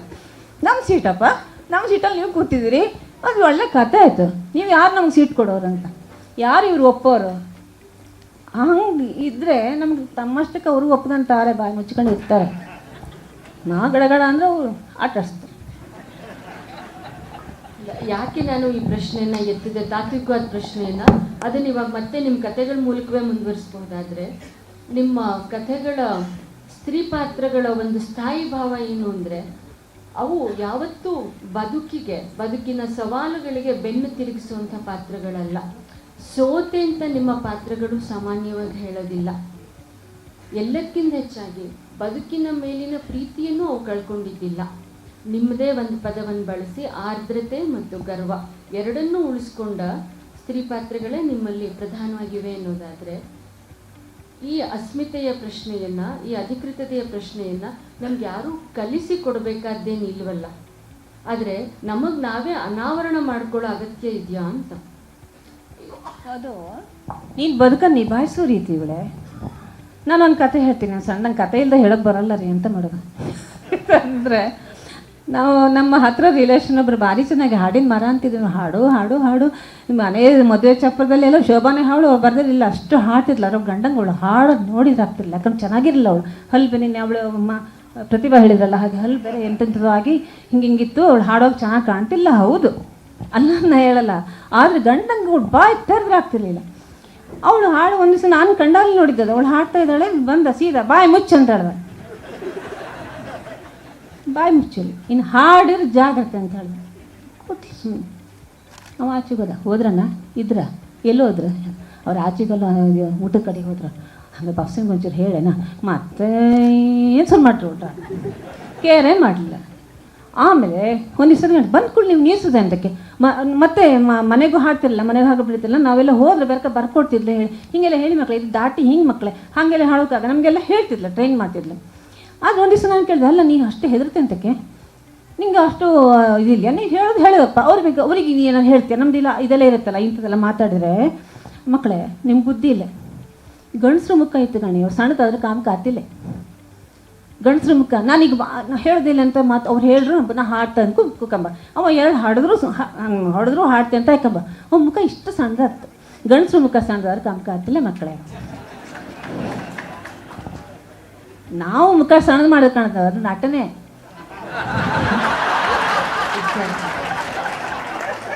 ನಾವು ಮಾಡೋದು ಮಾಡ್ತಾ ಹೋಗ್ತೋ, ಅವು ಹೇಳೋದು ಹೇಳ್ತಾ ಹೋತೋ, ಅವು ಅಷ್ಟಕ್ಕೆ ಅವು ಬಿಡೀನಿ. ಮತ್ತೆಂತ ಗೊತ್ತಿತ್ತಾ, ನಮ್ಮ ಬದುಕಲ್ಲಿ ನಾವು ಹೆಂಗಿರ್ತಂತೇಳಿ ನಾವೇ ಕಣ್ಕಂತ ಯಾರು ನೋಡಿ ಗೊತ್ತಿಲ್ಲ ನಮಗೆ. ಹೀಗೆ ಹೋಗಿ ಹೀಗೆ ವಾಪಸ್ ಬಂದು ಮರ್ಯಾದಸ್ತ ಮಕ್ಕಳು ಹಾಗೆ ಬಂದ್ಕೊಳ್ಳೋ ಒಂಚೂರು ತಡಾಪಕ್ಕಿಲ್ಲ ಅಂತ ಏನು ಮಾಡ್ತಿದೆ, ಯಾರೊಟ್ಟಿಗೆ ಆಡಿ ಹೋಗ್ತಿದೆ ಹಾಗೆ ಸುಮ್ಮನೆ ಬಂತಲ್ಲಿ ನಮ್ಗೆ ಜೋರು ಉಂಟು. ನಾವು ಹೊರಗೋಗಿ ಯಾರ ಹತ್ರ ಮಾತಾಡಿ ಗೇಟ್ ನಮ್ಮ ಮನೆಯಿಂದ ಅಷ್ಟು ದೂರ ಗೇಟಿದೆ, ಗೇಟ್ ಹತ್ರ ಹೋಗಿ ಹಿಂಗೆ ಮಾಡೋಂಗಿಲ್ಲ. ಯಾರಿಗೂ ಬೊಂಬಾಯಿಗೆ ಹೋಗ್ಕೆ ನಿಂಗೆ ನಡಿ ಒಳಗೆ ಆ ಥರದಲ್ಲಿ ಕಟ್ನಿಟ್ಟಲ್ಲಿ. ಯಾಕಂದರೆ ಅದು ಮರ್ಯಾದೆ ಕಾಲ, ದುಡ್ಡಿನ ಕಾಲ ಅಲ್ಲ. ಮರ್ಯಾದೆಯಲ್ಲಿ ಮಕ್ಕಳನ್ನು ಹೆಣ್ಮಕ್ಳನ್ನು ಸಾಗ ಹಾಕಿದರೆ ಗೆಲ್ತು ಅಂತ ಹೇಳುವಂಥ ಪೇರೆಂಟ್ಸ್ಗಳ ಕಾಲ. ಅದು ಸತ್ಯ ಕೂಡ ಅಲ್ಲ ಅಂತ ನಾನು ಹೇಳಲ್ಲ. ಅಲ್ಲಿಂದ ನಾನು ಮದುವೆಗೆ ಶಿವಮೊಗ್ಗ ಬಂದನಲ್ಲ, ಅಲ್ಲಿ ಒಂದು ಲಿಬರಲ್ ವಾತಾವರಣ ಅಂದರೆ ಎಲ್ಲರೂ ಕಚೇರಿಗೆ ಹೋಗೋದು, ಎಲ್ಲರೂ ಸಿನಿಮಾಕ್ಕೆ ಹೋಗೋದು. ನಮ್ಮ ಅತ್ತೆ ನಮ್ಮ ಅಮ್ಮನ ನೆನೆಸ್ಕೊಂಡ್ರು ತದ್ವಿರುದ್ಧ ಮಾರ್ನಿಂಗ್ ಶೋ ಸಿನಿಮಾಕ್ಕೆ ಹೋಗ್ತಿದ್ರು. ನಾನು ಅಯ್ಯೋ ಅಂತ ಸ್ವಲ್ಪ ಸಾರಿಗೆಲ್ಲ ಮಾಡಿಡು ಹಿಂಗೆಲ್ಲ ತೆಗೆದಿಟ್ಟು ಮಾರ್ನಿಂಗ್ ಶೋ ಸಿನಿಮಾಕ್ಕೆ ಹೋಗ್ಬಿಟ್ಟು. ಆ ಟೈಮ್ 70s ಆವಾಗ ನಾನು ಶಿವಮೊಗ್ಗದಲ್ಲಿದ್ದೆ. ಶಿವಮೊಗ್ಗದಲ್ಲೇ ನನಗೆಲ್ಲ ದರ್ಶನ ಆಯಿತು. ಹೆಗ್ಗೋಡಿಗೆ ಹೋದೆ. ಹೆಗ್ಗೋಡಿಗೆ ಹೋದ ನಂತರ ಒಂದು ಫಿಲ್ಮ್ ಕೋರ್ಸ್ ಅದಕ್ಕೆ ಅಟೆಂಡ್ ಮಾಡಿದೆ. ಹಾಗೆಲ್ಲ ಕಳಿಸೋ ಕಾಲ ಅಲ್ಲ ಅದು. ನನ್ನ ಗಂಡ ಕಳಿಸೋ ಕಾಲವೇ ಇಲ್ಲ ಅದು. ನೋಡಿ, ನಾನು 4 ಮಂದಿ ಮನೆ, ಕೂಡು ಮನೆ, ಕಳ್ಸೋಕೆ ತುಂಬ ಕಷ್ಟ ಇದೆ. ಅವ್ರು ಕಳಿಸಿದ್ರು, ಎಲ್ಲದಕ್ಕೂ ನನ್ನ ಜೊತೆ ಬಂದರು, ಮಾಡಿದ್ರು. ಅದೇನು ಪ್ರೋತ್ಸಾಹ ಅಂತನೂ ಅಲ್ಲ, ಈ ಪ್ರೋತ್ಸಾಹ ಕೊಡೋದು ಅಂತಾರಲ್ಲ ಹಾಗೂ ಅಲ್ಲ, ಸಹಜವಾಗಿ ನಂಗೆ ಅದು ಈ ಮನುಷ್ಯನ ಕಾಮದವನ ಸರ ನಾನು ನಾನು ಪೇಪರಲ್ಲಿ ನನ್ನ ಫೋಟೋ ಬಂದರೆ ನಾನು ಕಾಣಕ್ಕೆ ಮುಂಚೆ ಅವ್ರು ತಂದೆ ಜಾನಕಿ ನಂಗೆ ಜಾನಕಿ ಅಂದವ್ರೊಬ್ಬರೇ ನಮ್ಮ ಮಾವ ಕರ್ತಿರೋ ಅವ್ರು ಹೋದ್ರು. ಜಾನಕಿ ಫೋಟೋ ಬಂತು ಕಾಣ, ಎಷ್ಟು ಖುಷಿಯಲ್ಲಿ ನೋಡ್ತಾರೆ ಅಂದರೆ ನೀನು ಸ್ವಲ್ಪ ಇದ್ದಿದ್ರೆ ಕಣ್ಣಲ್ಲಿ ನೀರು ಬರುತ್ತೆ. ಅಲ್ಲ, ಈ ಮನುಷ್ಯ ನಾನು ಮದುವೆ ಆದ ಅಂತ. ಅವ್ರು ಬುದ್ಧಿವಂತರಲ್ಲ, ಅವರು ಹೃದಯವಂತರು. ಅವ್ರು ದುಡ್ಡು ಮಾಡಲಿಕ್ಕೆ ಅವ್ರಿಗೆ ಗೊತ್ತಾಗಲಿಲ್ಲ. ಅವ್ರು ಇದೆಲ್ಲ ಆಸಕ್ತಿ ಇಟ್ಕೊಂಡ್ರು. ಇದು ನನ್ನನ್ನು ಪ್ರೊಟೆಕ್ಟ್ ಮಾಡ್ತು, ನನ್ನೊಳಗಿನ ಕಾಪಾಡ್ತು. ನೀನು ಅಂತ ನಾನು ದುಃಖದಲ್ಲಿ 4 ಮಂದಿ ಮನೇಲಿ ತುಂಬ ಎಲ್ಲ ಕಷ್ಟ ಆಗುತ್ತೆ. ಅದು ನಾನು ಅಲ್ಲಿ ಹೋಗಿ ಗೋಟಾಬಳಿಯೊಳಗೆ ಬೆಳ್ಕೊಂಬಂದು ನೋಡಿ ಬಿಚ್ಚಿ ಹಾಕಿದ ಹಂಗೆ ಅಲ್ಲೇ ಮತ್ತೊಂದು ಬೈರಾಸ ಅಲ್ಲೇ ಬಿಸಾಡ್ಕೊಂಡು ಹೋಗಿ ನೀವು ಬೇಕಾದ್ರೆ ಮಾಡ್ಕೊ ಅಂತ ಅಕ್ಕ ನಿಂಗೆ ಜಬರ್ದಸ್ತ್ ಮಾಡ್ಕೊಂಬಂದವಳು. ಇಲ್ಲಿ ಹಿರಿ ಸೊಸೆಯಾಗಿ ಬಂದೆ, ಚೇಂಜ್ ಆಗಬೇಕು, ಆಗಲ್ಲ, ಕಷ್ಟ ಆಗುತ್ತೆ, ಏನೆಲ್ಲ ಮಾತಾಡಬೇಕಾಗತ್ತೆ, ದುಃಖ ಆಗುತ್ತೆ. ಸುಮ್ಮನೆ ಕೂತ್ಕೊಂಡ್ರೆ ಅವ್ರು ನನ್ನ ಮದುವೆ ಆಗಿದೆ, ನಾ ಚಂದ ಅಂತಲ್ಲ ಅಂತೆ, ಬರೀತೀನಿ ಅಂತಂತೆ. ಅವಾಗೊಂದು 2 ಕತೆ ಬಂದಿತ್ತು ಅಷ್ಟೇ. ನಾನು ಅಷ್ಟೊಳ್ಳು ನಮ್ಮ ಬರೆಯೋಳಂದು ಆಗಿಬಿಟ್ಟಿದೆ ಇವ್ರ ಮನಸ್ಸಲ್ಲಿ. ಹತ್ರ ಬಂದು ಮೆಲ್ಲ ಹೇಳ್ತಿದ್ರೆ, ನೀನು ಬರೆಯೋಳು, ಇದಕ್ಕೆಲ್ಲ ತಲೆ ಕೊಡೋಕ್ಕಾಗ, ಇದನ್ನೇ ಬರೀ. ಆಮೇಲೆ ನಂಗೆ ಒಂದು ದಿವಸ ನಾನು ರೆಕ್ಟನ್ ಕವನ ಓದಿದೆ. ಕತ್ಲೆ ಕಾಲದಲ್ಲಿ ಏನಪ್ಪ ಬರೀದ್ರೆ ಕತ್ಲೆನೇ ಬರೀದಂತ. ಈಗ ನೋಡಿ, ಅದಕ್ಕೆಲ್ಲ ಬುದ್ಧಿವಂತಿಗೆ ಬೇಡ, ಅವ್ರು ಬುದ್ಧಿವಂತರಲ್ಲ. ನಾನು ಅದಕ್ಕೆ ಹೇಳಿದೆ, ಮನಸ್ಸಿಂದ ಮಾತಾಡ್ತಾರಪ್ಪ, ಬೆಳೆಸಿಬಿಟ್ರು. ಆಮೇಲೆ ಈ ಅಶೋಕ ಬೆಳೆಸಿದ್ರು ಒಬ್ರು, ಈ ವಿಜಯಶಂಕರ, ಸುಬ್ಬಣ್ಣ ಯಾವ್ಯಾವ ಥರ ಬ್ಯಾಕಪ್ ಕೊಟ್ಟರು, ಲಂಕೇಶ್, ನೀವೆಲ್ಲ ನನ್ನ ಗೆಳತಿಯರು, ಎಸ್ ಸಿ ಸುಮಿತ್ರ, ನೀನು ಎಲ್ಲರೂ ಒಂಥರ ನನಗೆ ಒದಗಿ ಬಂದರು ಅಂತ ಹೇಳಿದ್. ನಾನು ಬದುಕಿಗೆ ಒದಗಿ ಬರೋದಂತಿದೆ ಭಾಗ್ಯ. ಅಂಥ ಭಾಗ್ಯ ನಂಗೆ ತುಂಬ ಒದಗಿ ಬಂದಿದೆ. ಆದ್ದರಿಂದ ನಾನಿವತ್ತು ಇಲ್ಲಿ ಕೂತ್ಕೊಂಡು ನಿಮ್ಮ ಹತ್ರ ಮಾತಾಡ್ತೀನಿ, ಇಷ್ಟು ಜನರೊಟ್ಟಿಗೆ ಸಂವಾದ ಮಾಡಿ. ಶಿವಮೊಗ್ಗ ಮತ್ತು ಶಿವಮೊಗ್ಗದ ಪಾತ್ರದ ಬಗೆಗೆ ಹೇಳಿದ್ರಿಂದ ಅಲ್ಲಿಂದ ನಿಮ್ಮ ಬರವಣಿಗೆಯ ಮುಖ್ಯವಾದ ಕೆಲವು ವಿಚಾರಗಳಿಗೆ ನಾವು ಚರ್ಚೆಯನ್ನು ಮಾಡೋಕ್ಕೆ ಸಾಧ್ಯ ಆಗ್ಬೋದಾದರೆ, ಅಕ್ಕು, ಗುಲಾಬಿ ಟಾಕೀಸು ಮತ್ತು ಕ್ರೌಂಚ ಪಕ್ಷಿಗಳು ನಿಮ್ಮ ಇಡೀ ಬರವಣಿಗೆಯ 3 ಮುಖ್ಯ ಘಟ್ಟಗಳನ್ನು ಪ್ರತಿನಿಧಿಸುವಂತಹ ಕಥೆಗಳು. ಮತ್ತು ಆ 3 ಕಥೆಗಳು ನಿಮ್ಮ ಬರವಣಿಗೆಯ ಶೈಲಿ, ವಸ್ತು, ಯೋಚನಾ ಕ್ರಮ ಎಲ್ಲದರಲ್ಲೂ ಆಗಿರುವ ಒಂದು ವಿಕಾಸವನ್ನು ಪ್ರತಿನಿಧಿಸುವಂಥ ಕಥೆಗಳು. ಆ 3 ಕಥೆಗಳನ್ನು ಆಧಾರವಾಗಿಟ್ಕೊಂಡು ಇಡೀ ನಿಮ್ಮ ಬರವಣಿಗೆಯ ಕ್ಯಾನ್ವಾಸ್ ಬಗೆಗೆ ಏನಾದರೂ ಹೇಳಿ. ಕ್ಯಾನ್ವಾಸ್ ಅಂದರೆ ನಂಗೆ ಅದು ಗೊತ್ತಾಗಲ್ಲ. ಅಕ್ಕು ಕತೆ ಹೇಳಬಲ್ಲೆ, ಒಂದು ಕತೆ ಹೇಗೆ ಬಂತು ಅಂತ ಹೇಳುವಾಗಲೇ ಅದು ಕ್ಯಾನ್ವಾಸ್ ಆಗತ್ತಾ? ಹಂಗದ್ ಗಮ್ಮತ್. ಯಾಕೆಂದರೆ ವಿಮರ್ಶೆ ಯಾವ ಕಾರಣಕ್ಕೂ ಅಪಾಲಜಿಟಿಕ್ ಆಗಬಾರ್ದು. ನಾನು ಅದನ್ನು ಒಪ್ಪಲಾರೆ. ಅದರಿಂದ ನಾನು ಚೂರು ಅದಕ್ಕೆ ಪ್ರಸಂಗ ಮಾಡಿದ್ರೆ ನೀವು ನನ್ನನ್ನು ಸಹಿಸ್ಕೊ. ನಂಗೆ ಖುಷಿ, ನೀವು ಅದಕ್ಕೆ ಪ್ರಸಂಗ ಮಾಡಿದಷ್ಟು ಖುಷಿ. ಎಂತ ಗೊತ್ತಾ, ಅಕ್ಕು ನಾನು ಹೇಳಿದ್ನಲ್ಲ, ಅನೇಕ ಈ ಥರದವ್ರನ್ನ ನೋಡಿದ್ದೆ ಅಂತ ತಲೆ ಇದಾಗಿದ್ದೀನಿ. ನನ್ನ ಅಜ್ಜನ ಮನೇಲಿ ಒಬ್ಬರಿದ್ರು, ಇಷ್ಟೇ ಗಿಡ 3.5 ಅಡಿ ಇರ್ಬೋದು ಅವರು. ಅವ್ರಿಗೆ ಯಾವಾಗಲೇ ಗಂಡ ಸತ್ತು ಹೋಗಿದ್ರು. ಜಾಕೊಂಡು ಅವ್ರಿಗೆ ಅವ್ರಿಗೆ ಪೊಲೀಸರನ್ನೇ ಇದ್ರಿತ್ತು. ಅದು ಕಾವ್ಯ ಪೊಲೀಸರು ಅಲ್ಲ, ನಮ್ಮ ಅಮ್ಮನ ಮನೆ ಕನ್ನಡ ಬೇರೆ. ಅದನ್ನು ಹೇಳೋಕ್ಕೋಸ್ಕರ ಮಾಡ್ತಿದ್ದೀನಿ ನಾನು, ಕನ್ನಡ ಕಿವಿಗೆ ಬೀಳಲಿ ಅಂತ. ಅದೇ ಇದೇ ಕಾವ್ರಮಕ್ಕ, ಅದೇ ಪೊಲೀಸರು ಬಂದ್ರೆ ನೀನು ಹಿಡ್ಕೊಂತೀರಿ, ಈಗ ನೀನು ಓಡ್ತದೆ ಒಳ್ಳೇದ ಅಂತ. ಅಯ್ಯೋ ರಾಮ, ಪೊಲೀಸರು ಬಂದ್ರೆ ಮಾರ, ಯಾವ ಉಂಚೆ ತಡಿ, ನಾನು ಈಗ ಬರ್ತೆ ಅಂತೇಳಿ ಓಡಿ ಒಂದು ಕೆಳಗೊಂದು ತೆಂಗಿನ ಕಾಯಿ ಹಾಕಿ ಅಟ್ಟ ಉಂಟು ಹಾಕಿ ಬಾಗಿಲು ಹಾಕಿ ಕೂತ್ಬಿಟ್ಟು ಸ್ವಲ್ಪ ತನ ಸುಳ್ಳೆ ಪಾಪ ಅಮ್ಮನ ಹೆಂಗೆ ಓಡಿಸಿದದನ್ನು. ಆಮೇಲೆ ಸ್ವಲ್ಪ ಹೋದ್ರಿಯೇ, ನಾ ಹೇಳಿದೆ, ಅವರು ಬೊಂಬಾಯಿಗೆ ಹೋದ್ರು ಅಂತ ಹೇಳಿದೆ, ಇನ್ನು ಬನ್ನಿ ಹೊರಗೆ ಅಂತ. ಅವರು ಹೊರಗೆ ಬರ್ತಿದ್ರು. ಒಬ್ರು ಹೇಗೆ ಅಂದರೆ ಅವ್ರಿಗೊಂದು ಟವೆಲ್ ಖರ್ಚು, ಆ ಖರ್ಚು ಬಿಟ್ಕೊಂಡು ಹಿಂಗೆ ಮಾಡ್ಕೊಂಡ್ಬರ್ಬೇಕು. ಎಂತಯ್ಯ ಮಹಾಲಕ್ಷ್ಮಿ, ಅಲ್ಲಿ ಎಂದು ಬಂದೆ, ನಂಗೊಂದು ಸಾಬೂನು ಕೊಡ್ತೀಯಾ? ಸಾಬೂನು ಇಲ್ಲ ಕಣ ನನ್ನ ಹತ್ರ ಅಂತ. ಹಿಂಗೆ ಸಾಬೂನು, ಅವ್ರಿಗೆ ಸಾಬೂನು ಸೋಪು ಅದೆಲ್ಲ ಇಲ್ಲ. ಹಳ್ಳಿಯದು ತುಂಬ ಗ್ರಾಮದಲ್ಲಿದ್ದರು ಅವರು. ಇಷ್ಟೇ ಇದು ಅವ್ರ ಕಡೆ ಬಂದು ಯಾವುದೋ ಒಂದು ತೆರೆದ ಬಾವಿ, ನಮ್ಮಲ್ಲೆಲ್ಲ ಈಗ ಸಹ ತೆರೆದ ಬಾವಿ ಬಿದ್ದು ಸತ್ತೋದ್ರಂತ. ನಾನು ಮದುವೆಯಾಗಿ ಎಷ್ಟೋ ವರ್ಷಕ್ಕೆ ಹೊಟ್ಟೆ ನೋಡಬಾರದು ಚೀಲದೊಳಗನು. ವ್ಯಾನಿಟಿ ಬ್ಯಾಗ್ನಲ್ಲಿ ಕೈ ಹಾಕಿ ನೋಡುವುದು ಎಂದಿಗೂ ಉಚಿತವಲ್ಲ ಪುರುಷರೇ. ವ್ಯಾನಿಟಿ ಹೆಸರಲ್ಲಿ ಏನೆಲ್ಲ ಇರಬಹುದು, ಬಯಲು ಮಾಡುವರೆ. ಒಂದು ಕನ್ನಡಿ ಹಣಿಗೆ, ಕಾಡಿಗೆ ಕರಡಿಗೆ, ಪೆನ್ನು, ಪೌಡರು, ಕ್ಲಿಪ್ಪು, ಸೆಂಟು, ಬಿಳಿ ಹಾಳೆ ಮತ್ತು ನೂಲುಂಡೆ ಇರಬಹುದು. ಗುಂಡಿ ಸೂಜಿ ಮತ್ತು ಅಡಕೆ ಹೋಳು ಇರಬಹುದು. ಹುಣಿಸೆ ಬೀಜಗಳು. ವ್ಯಾನಿಟಿ ಬ್ಯಾಗಿನಲ್ಲಿ ಬಟಾಣಿ ಇರಬೇಕೆಂದು ಉಂಟೆ ಯಾರ ರೂಲು? ಇದ್ದೀಟು, ಶುಂಠಿ, ಪೆಪ್ಪರಮಿಂಟು, ಕಂಫಿಟ್ಟು, ಒಣಗಿ ರೂಹುಗಳಾದ ಎಲೆ ಹೂಗಳಿರಬಹುದು. ಯಾರದೋ ಮನೆ ದಾರಿ ನಕ್ಷೆ, ಮರದ ಮುಚ್ಚಿಗೆ ಎಡೆಯ ಕೆಂಪು ನೆಲದ ತಂಪು, ತೇದಷ್ಟು ಸವೆಯದ ನೆನಪು, ಟಿಕ್ಕಿ ಎಲೆ ಪರಿಮಳ, ಮರಿ ಇಡುವ ನವಿಲುಗರಿ ಕಾಪಿಟ್ಟಿರಬಹುದು ಪುಟ್ಟ ದಿನಗಳನ್ನು, ಇರಬಹುದು ಎಲ್ಲಿನೋದೋ ಮರುಳು ಮಣ್ಣು. ಅರೆಬರದ ಕವನ ತೆವಳುತ್ತಲಿರಬಹುದು ಮುಗಿಯಲಾರದ ಕತ್ತಲಲ್ಲಿ. ಒಂದು ಬಿಸು ಸುಯ್ಯಲು ಕರವಸ್ತ್ರದಲ್ಲಿ ಅಡಗಿ ಗುಸುಗುಟ್ಟುತ್ತಿರಬಹುದು ಗಂಟಲಲ್ಲೇ. ವಿಳಾಸ ಹೊತ್ತಿರುವ ಖಾಲಿ ಲಕೋಟೆಯಲ್ಲಿ ಕೆಂಪು ಸೂರ್ಯನ ಚಿತ್ರ ಮಾತ್ರ ಇರಬಹುದು. ಬಂದ ಪತ್ರದ ಉಸಿರು ಒಗಟಾಗಿ ಇರಬಹುದು ಚಂದದಕ್ಷರ ಬಂಧದಲ್ಲಿ. ಚಂದದಕ್ಷರ ಸುತ್ತ ನತ್ತು ಮುತ್ತಿನ ಚಿತ್ತು. ಥ್ಯಾಂಕ್ಸ್.